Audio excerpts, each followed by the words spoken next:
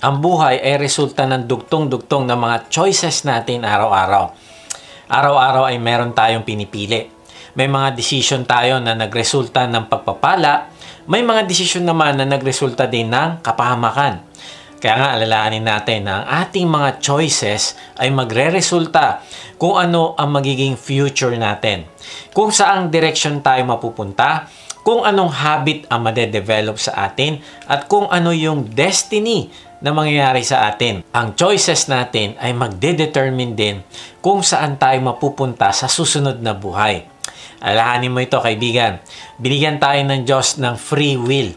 Binigyan niya tayo ng kapangyarihan na mamili. Kaya nga, ang matutunan natin kung paano mamili ng tama, kung paano gumawa ng choice, at kung ano yung mga importanteng pipiliin natin, ay yun yung mga pinakamahalagang karunungan na dapat natin pinagsisikapang makuha.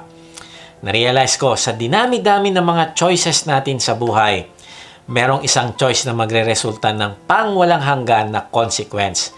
Ito ay magdedepende sa kung ano ang choice na pipiliin natin.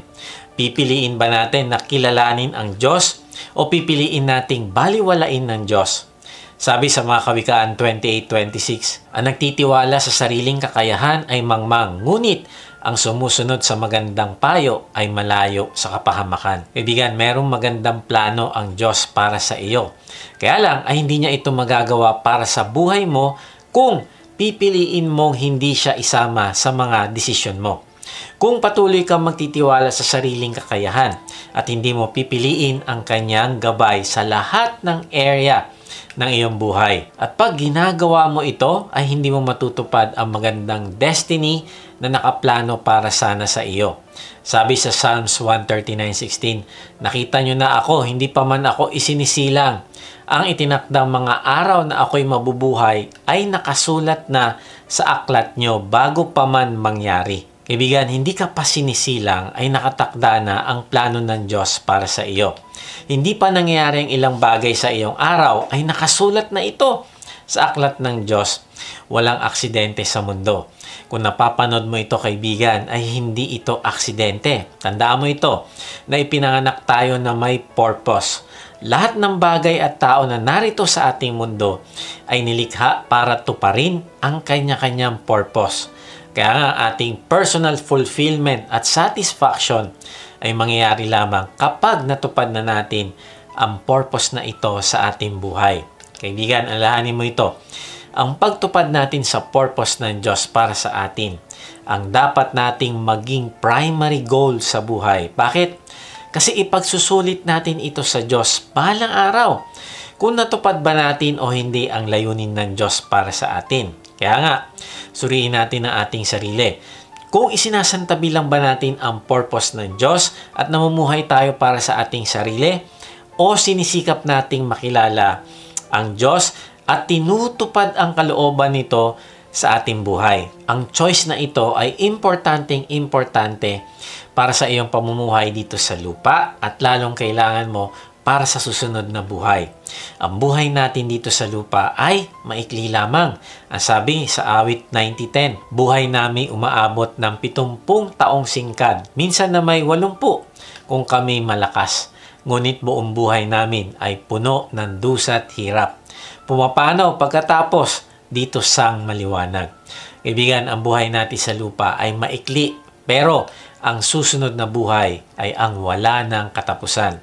Kung ano mga choices mo dito sa lupa ay makakaapekto sa iyo para sa susunod na buhay. Nakakalungkot dahil may mga taong hindi pa natututo na akuin ang responsibilidad sa kanilang mga choices.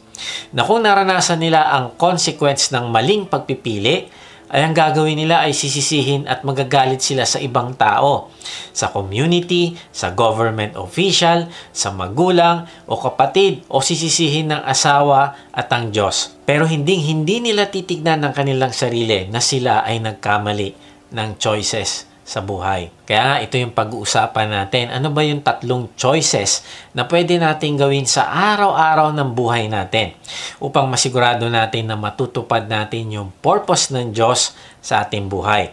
Kung bago ka sa channel na ito, ay tapusin mo ang mensahe na ito upang magkaroon ka ng tagumpay sa iyong marriage, pamilya, trabaho, edukasyon, negosyo at iba pang relasyon.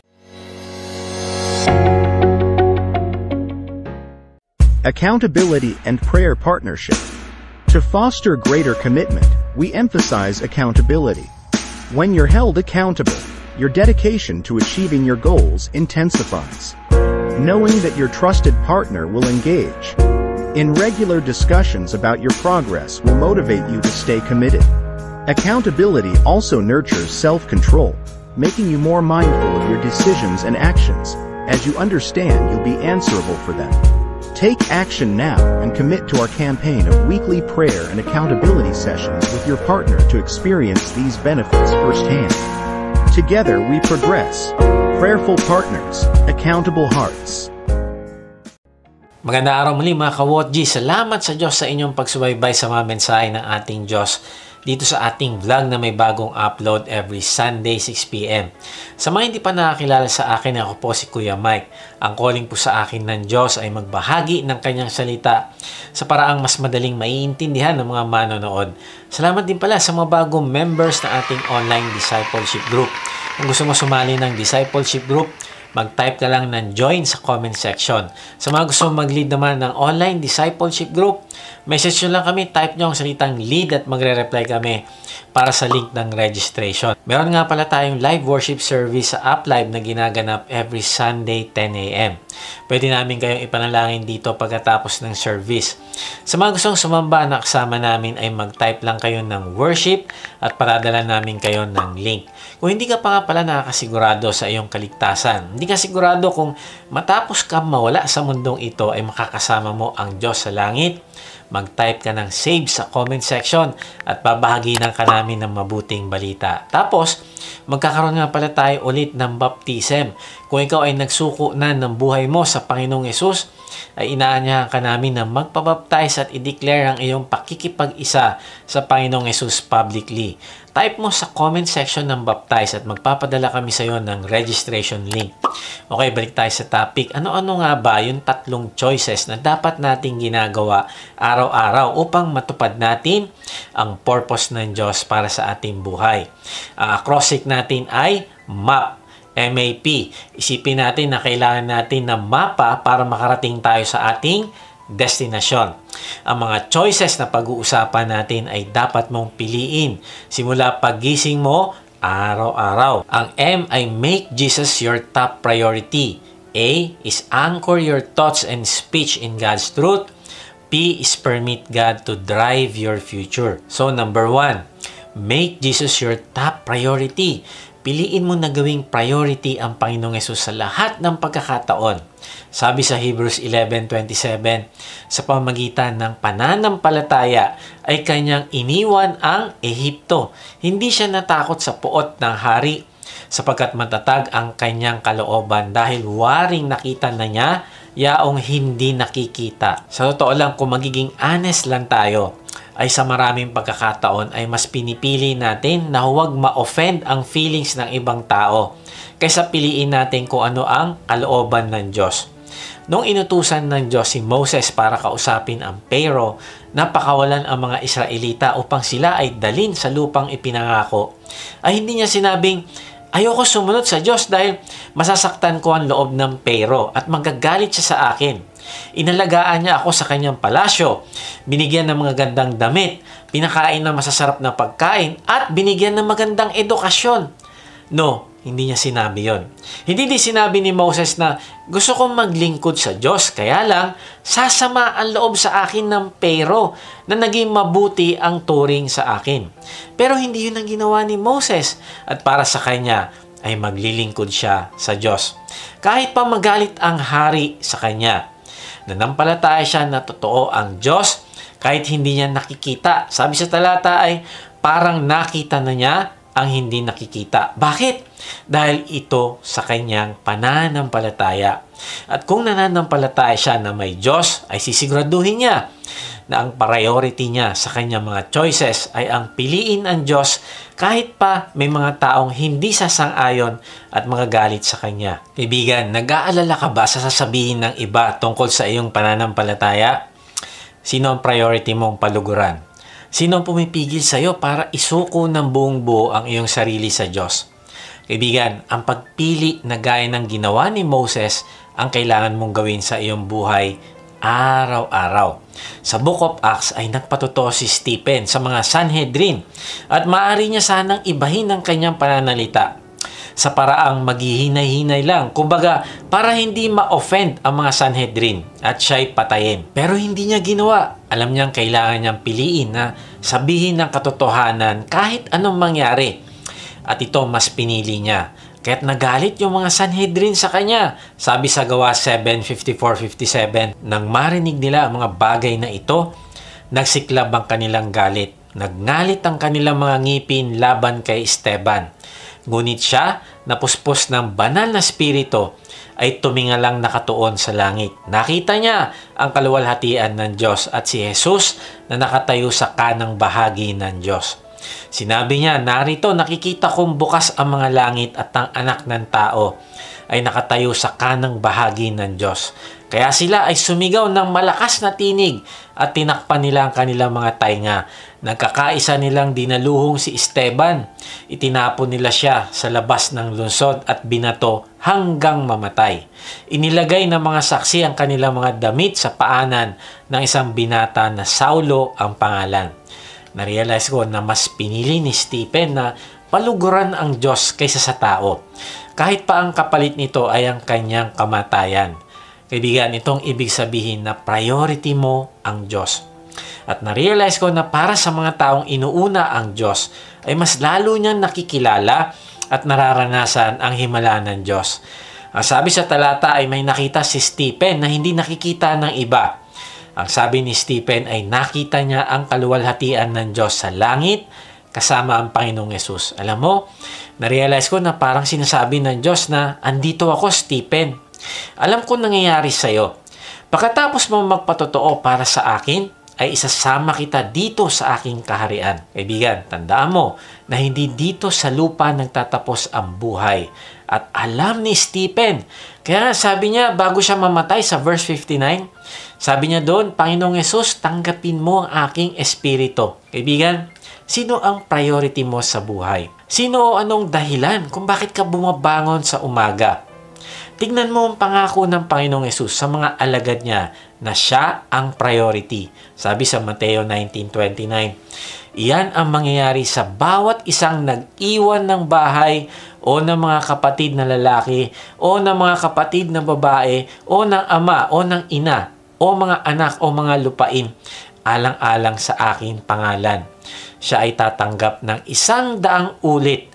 Magmamana rin siya ng buhay na walang hanggan. Kaibigan, ang sabi dito ay ikaw ay tatanggap ng 100 ulit ng higit pa sa mga bagay na hindi mo itinuring na mas mahalaga kaysa sa Panginoong Yesus. Sabi sa Mateo 6:33, kaya unahin ninyo ang mapabilang sa kaharian ng Diyos at ang pagsunod sa kanyang kalooban at ibibigay niya ang lahat ng pangangailangan ninyo. Sabi sa talata ay kung uunahin mo ang mapabilang sa kaharian ng Diyos, ibig sabihin kagaya ni Stephen. Inuna niya na mapabilang sa kaharian ng Diyos. Alam niya na siya ay ligtas na, kaya marahil sabi niya sa sarili, okay lang kung mamatay na ako ngayon. Makakasama ko naman ang Panginoong Yesus. Kaya sabi niya, tanggapin mo ang aking espiritu, Lord. Tapos sabi din sa talata ay kung uunahin mo na sundin ang kalooban ng Diyos, ay ibibigay ng Diyos ang pangangailangan mo kahit nandito ka pa sa lupa. Alam mo kaibigan, simula nang inuna ko na mapabilang sa kaharian ng Diyos, take note, hindi sinabi na mapabilang sa isang relihiyon. Ang sabi ay mapabilang sa kaharian ng Diyos at masunod ang kalooban niya na kilalanin ko siya, palaguin ang aking pagmamahal sa Kanya, paglingkuran ko siya sa pamamagitan ng paggawa ng alagad, ay ibinigay ng Diyos ang lahat kong pangangailangan. Kaya ang tanong, paano ba natin masisigurado na ang Panginoong Hesus talaga ang priority natin sa buhay? Magandang tanong ba yan? Tanungin natin itong tatlong ito para malaman natin. Is Jesus present? Yan ang una. Nasa iyo ba ang Panginoong Hesus? Siya ba ay present at aktibong kumikilos sa iyong buhay? Siya ba ay nananahan na sa iyo sa pamamagitan ng banal na spirito? Kaibigan, kapag wala ang Panginoong Hesus sa iyong buhay, ay mali na agad ang prioridad mo sa buhay at magkakaproblema ka. Kapag wala ang presensya niya sa iyong buhay, ay hindi mo maiintindihan ng mga spiritual na bagay. Sabi sa 1 Corinthians 2:14, ngunit sa taong hindi pinananahanan ng Espiritu ng Diyos, hindi niya tinatanggap ang mga aral mula sa Espiritu dahil para sa kanya ito'y kamangmangan. At hindi niya ito nauunawaan dahil ang mga bagay na ito'y mauunawaan lamang sa tulong ng Espiritu.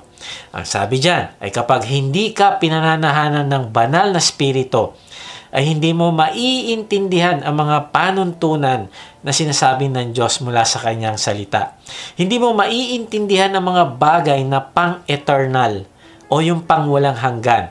Kapag wala ang Panginoong Hesus sa buhay mo, ay hindi mo mamahalin ang mga tamang bagay. Ang mas mamahalin mo ay ang mga bagay ng mundo. Sabi sa Mateo 6:24, sapagkat kapopootan niya ang isa at iibigin ng ikalawa, o kaya magiging tapat siya sa isa at hahamakin ng ikalawa. Ganon din naman, hindi kayo makakapaglingkod ng sabay sa Diyos at sa kayamanan. Kaibigan, hindi pwedeng magmahal ng dalawang bagay ng sabay ang ating puso. Meron at meron itong mas pipiliin. Meron at merong mas matimbang. Kung hindi pa nananahan ng Panginoong Hesus sa iyong buhay, ay mas mamahalin mo ang mga bagay ng mundo. Pero kung siya ay present sa iyong puso, ay matututo kang magmahal sa Kanya ng higit sa lahat ng bagay, kasama na ang material na bagay. Sabi sa 1 John 2:15, huwag ninyong ibigin ng mundo o ang mga makamundong bagay. Ang umiibig sa mga ito ay hindi umiibig sa Ama. Ibigan, hindi mo pwedeng sabihing mahal mo ang Diyos, pero ang mas priority mo ay ang makamundong bagay. Kaya kung wala ang presensya ng Panginoong Hesus sa iyo, ay imposible na magkaroon ka ng peace at joy sa buhay. Sabi ni A.W. Tozer, trying to have happiness, peace, without a sense of God's presence is like trying to have a bright day without the sun. Kaibigan, kahit kailan na hindi ka makakasumpong ng kapayapaan nang hiwalay sa presensya ng Diyos sa iyong buhay. Sabi ni William Law, if you have not chosen the kingdom of God first, it will in the end make no difference what you have chosen instead. Now, kung sinasabi mo na ang Panginoong Hesus ay nasa akin na, siya ay present na sa buhay ko, ang sunod na tanong ay, is Jesus prominent? Siya ba ay totoong nakikita sa iyong buhay? Obvious ba siya? Halata ba na ikaw ay pinananahanan niya? Kaibigan, kung prominent siya sa buhay mo, ikaw ay nagiging ilaw sa mga taong nakapaligid sa iyo. Ang asawa mo ay mamamangha sa pagbabago mo. Magugulat siya sa passion mo na makilala at mapaglingkuran ang Diyos.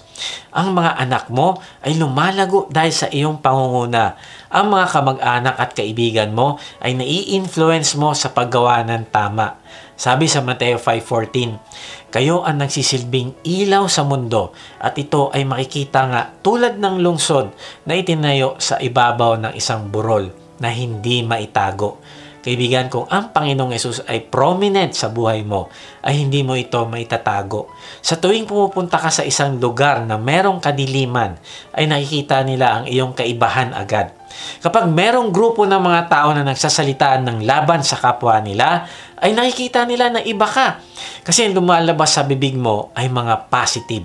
Kapag may mga taong may conflict, ikaw ang peacemaker. Kapag may mga mahal ka sa buhay na nag-aalala at nawawalan ng pag-asa, ay umiilaw ka dahil nakikita nila sa iyo ang Panginoong Hesus na pinagtitiwalaan mo. May mga missionary sa China ang nag-aral ng kanilang lengguwahe. At doon sa classroom ay pumasok ang kanilang teacher. At hindi ito nagsasalita, ang ginagawa lang ay umiikot ng umiikot sa bawat rows ng upuan nila.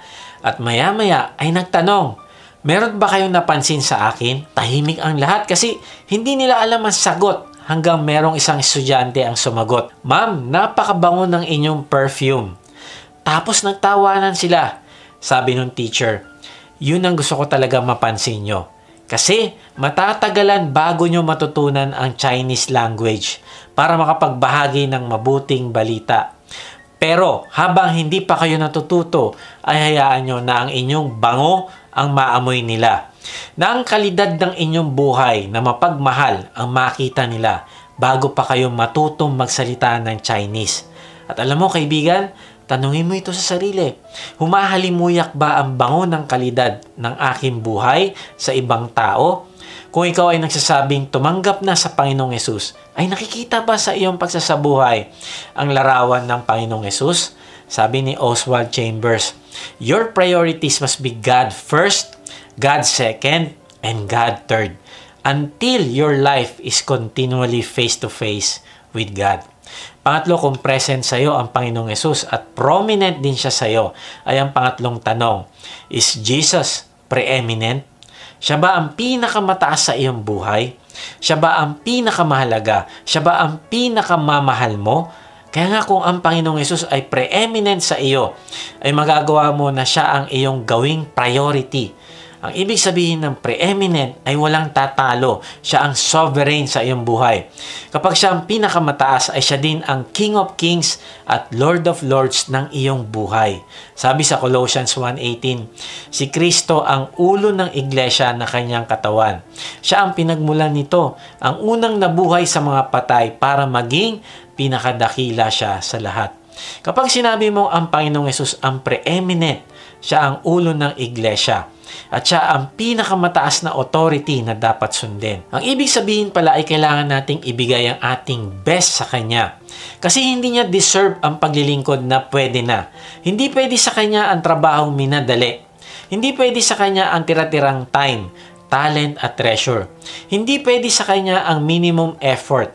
Sabi ni Billy Graham, when we come to Christ, we're no longer the most important person in the world to us. Christ is. Instead of living only for ourselves, we have a higher goal to live for Jesus. Grabe, kaibigan, ang Panginoong Yesus na ba ang nabubuhay sa iyo? Grabe, na-realize ko, kung ang Panginoong Yesus ang preeminent, He has the first of our time. Siya ang una sa ating oras. Nakakalungkot, marami ang nag-iisip na kapag Sunday lang preeminent si Lord. Pag Monday through Saturday ay ako na bahala. Mali kaibigan, kapag ang Panginoong Yesus ang preeminent, ay ang lahat ng ating panahon ay sa Kanya. Kaya nga sa lahat ng ginagawa natin sa eskwelahan, pamilya, trabaho, ay ipakita natin sa Diyos na siya ay preeminent. May nagsabi, Jesus is the bread of life. If you're starving, maybe it's because you're only eating once a week. Kaibigan, tuwing kailan ka kumakain ng salita ng Diyos? Isang beses lang ba sa isang linggo? Pag Sunday lang ba? Kaibigan, magiging malnourished ka. Kailangan mo makipag-usap sa Diyos sa pamamagitan ng pagbabasa mo ng kanyang salita araw-araw. Hayaan mo na siya mismo ang magpakain sa iyo araw-araw. Hindi lang ang pastor, hindi lang ang iyong D-group leader. Pwedeng umaga, pwedeng hapon. Ang point ay gawin mo itong habit at ipakita mo sa kanya na siya ang preeminent sa buhay mo. Siya ang nakakasakop sa lahat ng area ng buhay mo. Now, hindi lang siya ang una sa ating oras, kung hindi He has the first of our talents. Kaibigan, kanino mo pinapagamit ang iyong talent? Bukod sa ating trabaho, ay ginagamit din ba natin ang ating mga kakayanan para sa kanyang kaharian at kanyang kaluwalhatian? At panghuli, kung ang Panginoong Yesus ay preeminent sa ating buhay, ay He has the first of our treasure. Siya din ang una sa ating kayamanan. Sabi sa Kawikaan 3:9-10, parangalan mo ang Panginoon sa pamamagitan ng paghahandog sa Kanya ng mga unang bunga ng inyong ani. Kapag ginawa mo ito, mapupuno ng ani ang iyong mga bodega at taapaw ang inumin sa iyong mga sisidlan. Narealize ko hindi problema ang pera. Hindi problema kung 3 ang kotse mo. Hindi problema kung mamahalin ang cellphone mo. Hindi masama magkaroon ng boyfriend at girlfriend o asawa. Ang problema ay kung ano o sino ang priority mo. Sino o ano ang treasure mo sa puso. Kung yan ang priority mo, yan ang treasure mo, ay automatic hindi na ang Panginoong Yesus ang preeminent sa buhay mo. Halimbawa, nandito siya, number 1, top number 1. Pero kapag merong iba, binababa mo ang Panginoong Yesus at tinataas mo ang bagay na iyan sa buhay mo. Sabi ni William Barclay, it is not the things which are obviously bad, which are dangerous. It is the things which are good, which are dangerous. For the second best is always the worst enemy of the best. Ano-ano nga ba yung tatlong choices na dapat nating ginagawa araw-araw upang matupad natin yung purpose ng Diyos para sa ating buhay? Number 1, make Jesus your top priority. At number 2, anchor your thoughts and speech in God's truth. Sabi sa Kawikaan 4:23, higit sa lahat, ingatan mo ang iyong isipan sapagkat kung ano ang iyong iniisip, iyon din ang magiging buhay mo. Kaibigan, kailangan nating maging maingat na piliin ang ating mga iniisip araw-araw. Bakit? Kasi lahat ng salitang sinasabi natin, galing yan sa ating puso na naimpluwensya naman ng ating mga iniisip. Alam mo ba na ating mga iniisip at pinapaniwalaan ang magtatakda kung tayo uunlad o hindi? Narealize ko na malakas ang kapangyarihan ng isip, kaya kailangan nating ingatan ito. Tandaan mo ito, kung magandang iniisip natin, maganda rin yung sasabihin natin. Pero kung hindi ayon sa katotohanan ng Diyos yung iniisip natin, hindi rin maganda yung sasabihin natin. Hindi rin maganda yung ikikilos natin. At hindi magbubunga ng mabuting buhay. Kaya nga tanda mo ito, ang mabuting buhay ay nagsisimula sa mabuting pag-iisip. Kaya nga sa araw-araw ay piliin mo na i-align ng iyong pag-iisip sa katotohanan ng Diyos. Kaibigan, tanda mo ito, sa ating isipan nagsisimula ang laban sa spiritual. Kung tama ang iniisip natin, ay tama yung ating gagawin, tama yung ating damdamin. Kung mali naman ang iniisip natin at hindi ito ayon sa salita ng Diyos, ay mali rin ang gagawin natin at mali rin ang ating damdamin. Kaya ang sikreto sa matagumpay na buhay ay nasa pagpipili ng tamang iniisip na dapat ayon sa salita ng Diyos. Tandaan natin, ang direksyon ng buhay natin ay nakasalalay sa ating iniisip. Hindi mo maaasahan ng iyong sarili na maging mabait, mahinahon, mapagmahal, honest, o matyaga kung hindi tama ang iyong iniisip.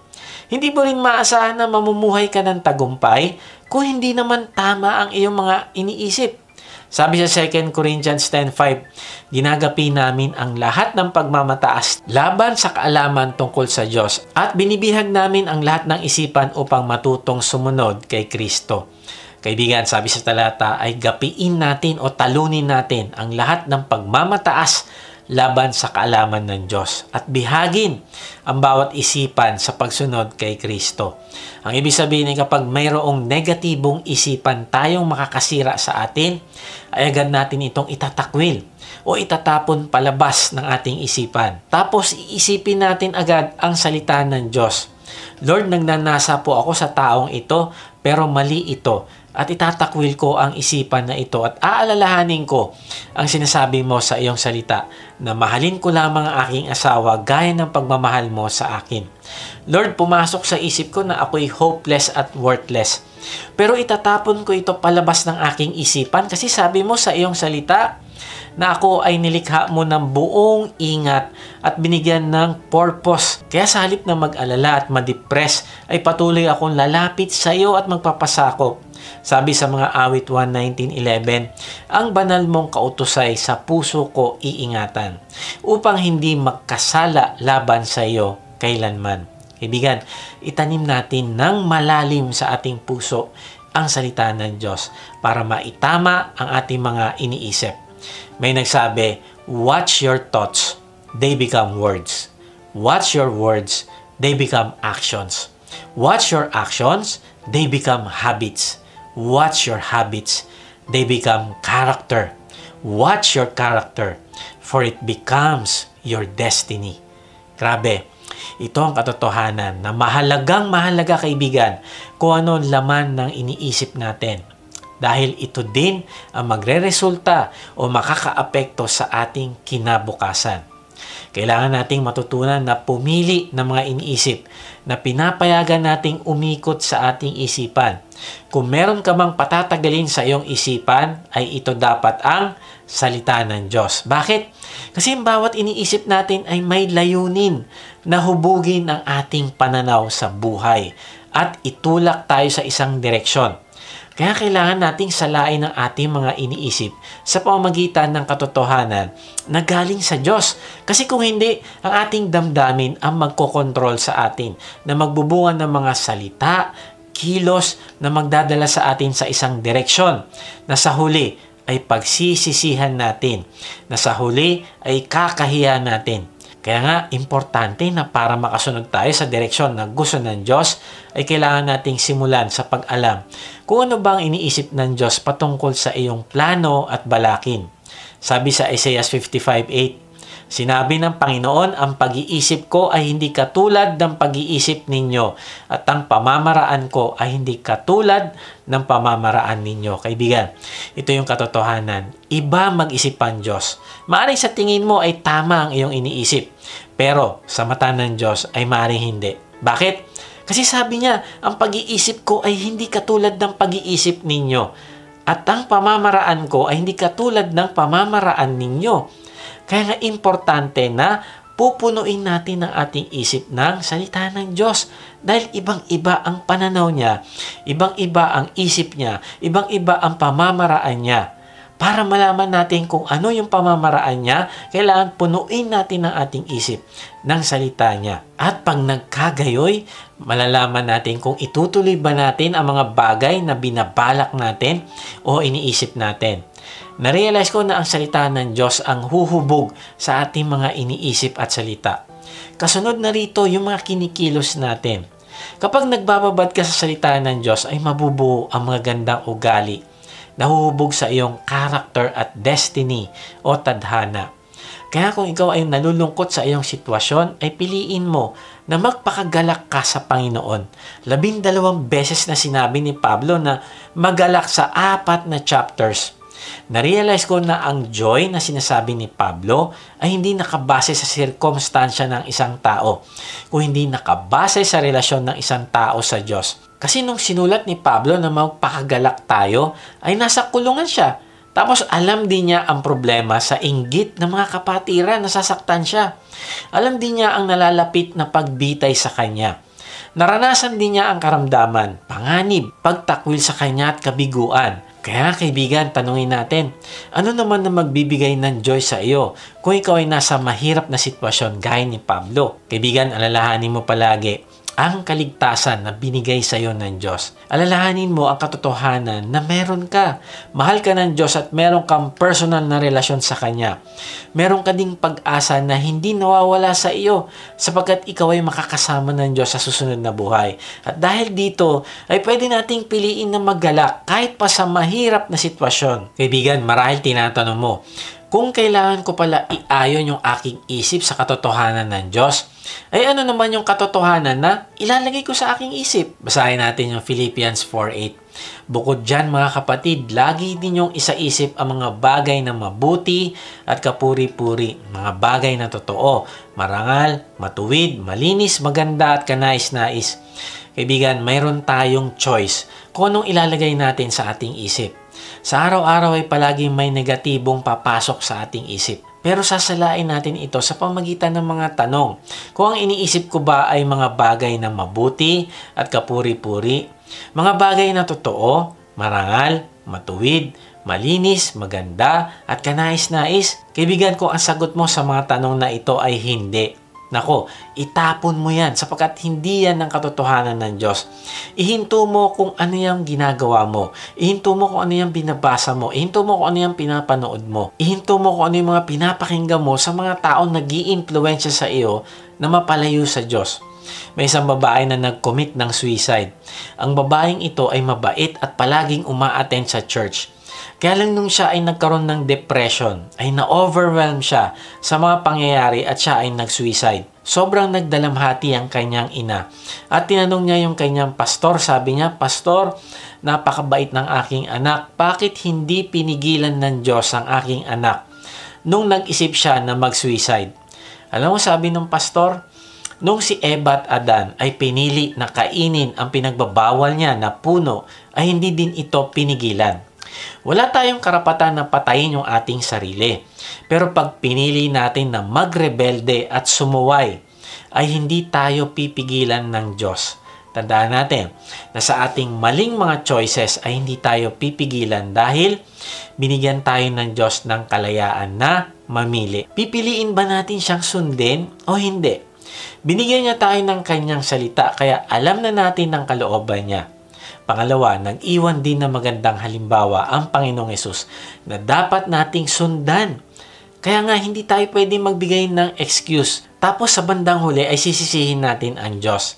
Kaibigan, maganda ang plano sa iyo ng Diyos. Kaya simulan mo piliin ang mga iniisip mo at salita at iayon mo ito sa katotohanan ng Diyos. So ano-ano ba yung tatlong choices na dapat nating ginagawa araw-araw upang matupad natin ang purpose ng Diyos para sa ating buhay?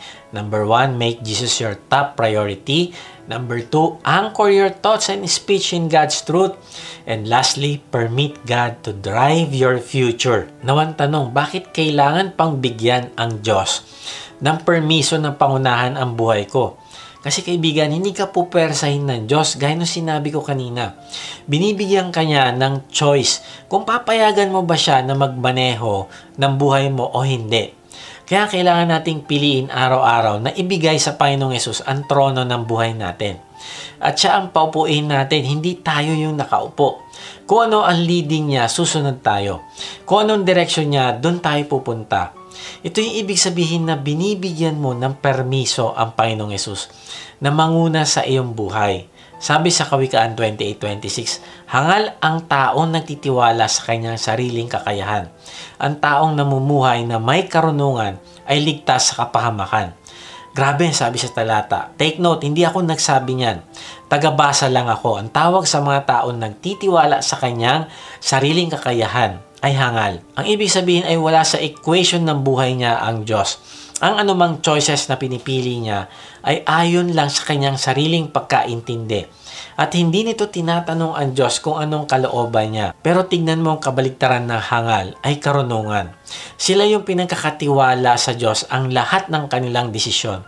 Lord, bagamat malaki talaga ang sweldo na ino-offer sa akin dito sa isang company na to, gustong-gusto ko ito at kaya ko ito. Pero sabi mo, i-disciple ko yung aking asawa at mga anak at ang mga taong dinadala mo sa akin. Hindi ko ito magagawa dito sa bagong trabaho dahil iba yung oras at malayo ang lugar na ito na aking papasukan sa aking pamilya. Kaya magtitiwala po ako na susunod sa inyo. Ikaw na po ang manguna sa buhay ko. Lord, ang asawa ko nagloko sa akin. Sa aking pansariling pag-iisip ay ayoko na sa kanya at gusto ko na makipaghiwalay. Pero sabi mo, ang pagmamahal ay walang kondisyon. Ang sabi mo ay kinamumuhian mo ang divorce. Kaya Lord, ipagkakatiwala ko sa iyo ang aming relasyon. Mamahalin ko ang aking asawa ng walang kondisyon. Alam mo, nakakalungkot kaibigan kasi may mga taong nagsasabi na tinanggap nila ang Panginoong Hesus bilang tagapagligtas. Kaya lang, hindi naman tinanggap ang Panginoong Hesus bilang Panginoon. Kaibigan, tanda mo na ang Panginoong Hesus ay Panginoon. Kahit hindi mo siya tanggapin bilang Panginoon, hindi ito magbabago dahil Panginoon pa rin siya kahit anong mangyari. Kaya nga para sa ikabubuti mo ay kailangan mong magpasailalim sa kanyang pamumuno at pangunguna sa iyong buhay. Ang ibig sabihin ay hindi mo siya gagawing lisensya lang para makapunta sa langit. Kung hindi itatalaga mo ang iyong sarili para sumunod sa iyong Panginoon o boss ng iyong buhay. Ang ibig sabihin ng salitang Lord sa Griego ay supreme in authority. Kaya pag sinabi nating tinanggap natin ang Panginoong Hesus bilang Panginoon, ang ibig sabihin nito ay hinahayaan na natin na siya ang maging supreme authority o controller ng ating buhay. Ang ibig sabihin, ikaw ay susunod sa bawat utos at direksyon ng iyong Lord. Bakit? Kasi dahil sa siya ang supreme authority ay ang utos niya ang mag-override ng lahat ng klaseng utos sa iyo. Kapag siya ang Panginoon ng iyong buhay, ay ang kalooban niya ang magsasantabi ng lahat ng iyong kalooban o kagustuhan. Sabi ni David Platt, "The road that leads to heaven is risky, lonely and costly in this world, and few are willing to pay the price. Following Jesus involves losing your life and finding new life in Him." Grabe, ang ibig sabihin ng pagiging alagad ng Panginoong Hesus ay hindi ka na mabubuhay para sa sarili mo. Kung hindi mabubuhay ka na para sa Panginoong Hesus na tinanggap mo bilang Panginoon. Kaya tingnan natin kung paano natin ibibigay ang ating manibela sa Panginoong Hesus. Una, we must submit our ways. Sabi sa Kawikaan 36:6, alalahanin mo ang Panginoon sa lahat ng iyong ginagawa at ituturo niya sa iyo ang tamang landas. Ang ibig sabihin ng alalahanin ay picture ng parang nakapako ang iyong focus at attention sa Diyos para sa iyong mga ginagawa. Nakatingin ka sa Panginoong Hesus habang nag-aalaga ka ng iyong anak, habang naghahatid at sundo ka sa kanila. Nakatingin ka sa Panginoong Hesus, Lord, tulungan mo mga anak ko na makilala ka. Lord, tulungan mo ako na makita nila sa akin na tayo ay may malapit na relasyon. Na makita nila sa akin kung paano ako mag-respond ng pagmamahal sa kanilang tatay na hindi mabuti yung ginagawa. O kaya habang ikaw ay nagtatrabaho, ay nakatingin ka sa Panginoong Hesus, Lord, bigyan mo ako ng pagkakataon na makapagbahagi ng mabuting balita sa aking mga kasamahan. Tulungan mo ako maipakita sa kanila na ako ay alagad mo. Na-offend ako sa sinabi ng aking kasamahan, pero Lord, tulungan mo ako na mahalin pa din siya upang makita niya na ako ay totoong nakatanggap ng pagmamahal mo. Kaibigan, ito ang ibig sabihin ng inaalala mo ang Diyos sa lahat ng iyong ginagawa. Sinisigurado mo na ang iyong mga choices ay ayon sa kalooban at kapamaraanan ng Diyos. Kinikilala mo na ang pamamaraan niya ay hindi isang option, kung hindi ito ay utos at ito ay direksyon na dapat sundin. Kaibigan, kailangan dumating ka sa point na araw-araw sa iyong mga choices ay sinasabi mo, Lord, thy will be done. At pag ginagawa mo ito, ay sabi sa talata, ay tinuturo niya sa iyo ang tamang landasan. Ibig sabihin ay, hindi ka maliligaw at hindi ka magkakamali.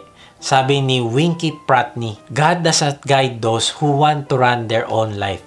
He only guides those who admit their need of His direction and rely on His wisdom. Now, maaaring ikaw ay lumaki sa isang hindi magandang sitwasyon at ang iyong mga magulang ay hindi naging magandang halimbawa sa iyo. At ikaw ngayon ay sumusunod sa kanilang yapak. Kung ano ang ginagawa sa iyo ng iyong tatay, ay ginagawa mo din sa iyong anak. Mali, kaibigan. Hindi porket ang tatay mo ay lasinggero, sugarol, palamura at maintin ng ulo, ay dapat maging ganun ka din. O okay lang sumunod ka sa yapak nila. Mali, kaibigan. Hindi porket ang nanay mo ay palaging busy at walang time sa iyo nung ikaw ay maliit pa, ay dapat maging ganun ka din sa iyong mga anak. Mali, kaibigan. Ipasakop mo sa kapamaraanan ng Diyos ang pagpapalaki sa iyong mga anak. Sabi sa 1 Korinto 13:11, nung bata pa ako, ang aking pagsasalita, pag-iisip at pangangatwiran ay tulad ng sa bata. Ngunit ngayong ako'y mayroon ng sapat na gulang, iniwan ko na ang mga ugaling bata. Kaibigan, simulan mong iwanan ang mga maling nakagisnan at nakasanayan at simulan mong ipasakop ito sa kapamaraanan ng Diyos. Permit God to drive your future. Kuya Mike, ang dami ko ng mistake. Kaibigan, tandaan mo ito. Pagdating sa ating mga pagkakamali, mamimili ka lang. Gusto mo ba na ang mga pagkakamali mo ang maging daan para lalo kang bumagsak at manghina? O pipiliin mo na gawin ang mga mistakes na yan bilang learning experience upang magpalakas sa iyo? Na-realize ko na ang mga disappointments, defeats, failures ay instrumento ng dyablo para ka pabagsakin. Pero instrumento din naman ng Diyos ang mga mistakes natin para ikaw ay palakasin. Ang tanong na lang ay kanino mo ipapagamit ang mistakes mo? Sa dyablo o sa Diyos? Kanino ka makikipag-cooperate? Sino ang pipiliin mo na manalo sa buhay mo? Ang Diyos o ang dyablo? Kaibigan, balik ka kay Lord. May nagsabi, it is never too late to do the right thing. It is your decisions and not your position that determine your destiny. Kaibigan, gusto ba magkaroon ng totoong tagumpay sa mata ng Diyos? Permit God to drive your future. Sumunod ka din sa Kanya sa utos niyang ipagamit mo ang iyong sarili para sa Kanyang kaharian. Maring sinasabi mo, Kuya Mike, hindi ko naman pinipigilan ang ibang tao na lumapit sa Diyos. Wala lang talaga akong time. Kaibigan, mali pa rin. Basahin mo itong sabi ng Panginoong Hesus sa Mateo 12:30. Ang hindi kampi sa akin ay laban sa akin. At ang hindi tumutulong sa aking pagtitipon ay nagkakalat. Kaibigan, ito yung tandaan mo. Hindi ka pwedeng maging neutral kung hindi kasama ka sa gawain ng Panginoong Hesus na pagliligtas sa naliligaw. Kaya maniwala ka o hindi, kung hindi ka kasama sa gawain ng Panginoong Hesus sa pagliligtas niya sa naliligaw. Hindi ka sumasali sa mga pagpapalago na gawain para ka masanay sa pagbabahagi ng mabuting balita at paggawa ng alagad. Hindi mo pinapalago yung pagmamahal mo sa Diyos. Hindi mo pinapagamit ang iyong time, talent at treasure sa Kanya. Minsan active ka, minsan hindi. 50-50, walang commitment. Kaibigan, ayon sa talata, ikaw ay nagkakalat. Kung hindi ka kasama sa pag-harvest o pagtitipon ng mga nililigtas, ay kasama ka sa nagkakalat. Kung hindi ka part ng solution, ay part ka ng problema. Kaya kaibigan, tanungin mo ang iyong sarili, nakikita ba sa aking mga choice na hinahayaan ko na ang Panginoong Hesus ang nagmamaneho ng buhay ko? Ako ba ay nagbubunga ng mabuting ugali at nagbubunga ng mga kaluluwa para sa kaharian ng Diyos? Ano ang pruweba na nakikita sa buhay ko na binibigyan ko ng permiso ang Panginoong Hesus na pangunahan ng aking buhay? Kaibigan, kapag nakita mo na ikaw ay nasa middle ground o neutral lang, ay pagsisihan mo ito at simulan mo magpasakop sa panawagan ng Diyos sa iyo. Sabi ni Alison Gapabot, remember, if you're heading in the wrong direction, God allows U-turns. Pangalawa, hindi ka lang magpapasakop sa kapamaraanan ng Diyos. Kung hindi, pipiliin mo ding yumukod sa Kanya. Ngayon na, hindi sa ibang araw. Philippians 2:9-11, kaya naman itinaas siyang lubos ng Diyos at binigyan ng titulong higit sa lahat ng titulo upang ang lahat ng nasa langit at lupa at nasa ilalim ng lupa ay luluhod sa pagsamba sa Kanya at kikilalanin ng lahat na si Jesucristo ang Panginoon sa ikapupuri ng Diyos Ama. Kaibigan, darating ang araw, sa ayaw at sa gusto mo ay luluhod tayo sa Panginoong Hesus. Nasa iyo ang choice kung luluhod ka ngayon sa pagsamba sa Kanya o luluhod ka balang araw sa takot dahil nakita mo na ang glory at supremacy ng Panginoong Hesus. Pangatlo, kung gusto mo na ang Panginoong Hesus ang mag-drive ng buhay mo, ay you will choose to depend on God for your future. Pipiliin mo na ipagkatiwala ang iyong hinaharap sa Diyos. Bakit? Kasi hindi mo alam kung anong mangyayari 5 years from now or 10 years from now. At dahil dito, pwede tayong magkamali sa choices natin na base sa sarili nating karunungan o pakiramdam. Naalala ko si Isaac, na-tempt na pumunta sa Ehipto kasi nagkaroon ng taggutom sa kanilang lupain. Alam ni Isaac na mayaman ang bansang Egypt. Kaya lang, ito yung sabi ng Diyos sa kanya. Sa Genesis 26:2, nagpakita sa kanya ang Panginoon at sinabi, huwag kang pupunta sa Ehipto. Manatili ka sa lugar na ituturo ko sa iyo. Now, mayroon choice na pagpipilian si Isaac para sa kanyang future. Ang magtiwala sa kanyang karanasan at kaalaman o magdepende sa Diyos. Mamimili siya kung makikinig siya sa opinion niya o sinasabi ng Diyos. Kaibigan, praise God. Dahil naging tama ang choice ni Isaac. Nagtiwala siya na sumunod sa Diyos. At dahil dito ay pinagpala siya ng Diyos sa gitna ng taggutom sa kanilang lupain. Sabi sa Genesis 26:12-13, nang taon ding iyon, nagtanim si Isaac sa lugar na iyon. At masagana ang kanyang ani dahil pinagpala siya ng Panginoon. Nagpatuloy ang pag-unlad niya hanggang sa yumaman siya ng gusto. Grabe. Dahil sa sobrang yaman niya, ay nainggit na ang mga Filisteo sa kanya. Nawan tanong, sino ang nasa matinong pag-iisip ang magtatanim sa gitna ng tagtuyot? Wala. Pero si Isaac ay nagtiwala sa Diyos para sa kanyang future. Lord, alam mo naman tagtuyot ngayon at kailangan namin magtanim para may kainin kami. Kaya pupunta sana ako sa Egypt para doon kami maghanap buhay. Kaso sabi mo, dito lang ako, wag ako aalis. So magtitiwala ako sa iyo at ipapakita ko sa iyo ito sa pamagitan ng pagtatanim ko kahit tagtuyot. Ikaw po ang bahala magpabunga nito, Lord. At dahil sa pananampalataya ni Isaac, ay pinakita ng Diyos ang kanyang katapatan sa pamamagitan ng pagpapasagana ng ani ng tinanim ni Isaac. Kaibigan, meron bang inuutos sa iyo ang Diyos at tapos sabi mo ang hirap magtiwala kasi malabo ang sitwasyon? Kaibigan, sumunod ka sa Diyos dahil una, ito ay testing. At pangalawa, ito ay matalinong choice na gagawin mo dahil mapapabuti ang iyong landas. Narealize ko si Joshua ay ganun din. nakita natin sa kanya ang tagumpay. Matagumpay nilang nasakop ang maraming bayan sa Canaan. Matagumpay niyang pinangunahan ng mga Israelita. Pero alam mo, na-realize ko na hindi naman ito magagawa ni Joshua kung hindi ang Diyos ang sentro ng kanyang buhay. Kung hindi ang direksyon ng Diyos ang sinusunod niya. At dahil sa pagmamahal niya sa mga Israelita, ay nung malapit na siyang mamatay, ay pinatawag niya ang mga ito. Binigyan sila ng hamon ng pagpipili. Sabi niya sa mga Israelita na naging mabuti ang Diyos sa kanila. Pinaalala niya na pinakawalan sila ng Diyos mula sa pagkaalipin. Kaya't sabi niya na sambahin natin ang Diyos sa tamang paraan. Hindi siya gaya ng mga Diyos-Diyosan. Kaya kaibigan, kailangan mo mamili ngayon. Naging mabuti ang Diyos na binigay niya yung kanyang nag-iisang anak sa iyo upang bayaran ang iyong kasalanan at aking kasalanan. Now, ito yung hamon ni Joshua noon sa mga Israel at hamon din sa ating ngayon ng Diyos. Sabi sa Joshua 24:15, at kung ayaw ninyong maglingkod kay Yahweh, pumili kayo ngayon kung sino ang inyong paglilingkuran. Ang mga Diyos na pinaglingkuran ng inyong mga ninuno sa Mesopotamia o ang mga Diyos na mga Amoreo na sinasamba dito sa lupaing inyong tinitirhan. Ngunit para sa akin at sa aking sambahayan, kay Yahweh kami maglilingkod. Kaibigan, nais ng Diyos na tanggalin mo ang anumang nagiging Diyos-Diyosan, ang anumang nagiging hadlang para siya ang mag-occupy ng puso mo ng buong buo. Gusto niyang tanggalin mo ang mga bagay na mas pinagtitiwalaan mo kaysa sa Kanya. Kaibigan, mamili ka ngayon. Isusuko mo ba ang buhay mo ng buong buo 100% o mananatili ka sa iyong Diyos-Diyosan?